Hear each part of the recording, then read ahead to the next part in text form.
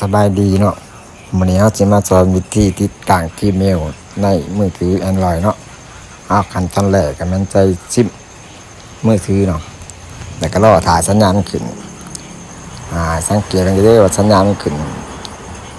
แล้วก็เชื่อมต่อเน็ตเนาะ 4G น่ะ 5G อะไรเนาะหลังจากนั้นให้เขามากดเบิ่งรายการอัปเดตซอฟต์แวร์เนาะว่ามันอัปเดตแล้วหรือบ่เพราะมันต้องอัปเดตแล้วอย่างเดียวมันต้องตั้งผ่านเนาะ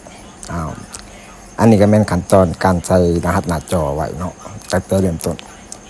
เดินเลยเนาะต่างชื่อตัวนี้จะเอาไว้เสิร์ชหาเวลาเขาค้นหาจีเมลเนาะใส่วันเดือนปีเกิดเนาะใส่เข้าไปเนาะจนมา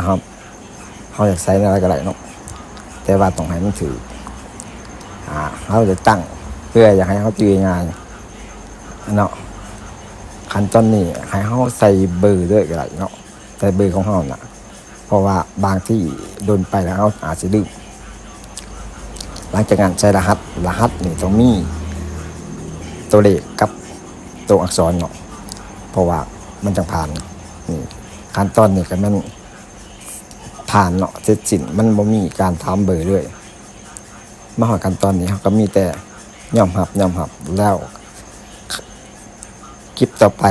แม่นการปลูกมัดเบอร์ใส่ Gmail เด้อ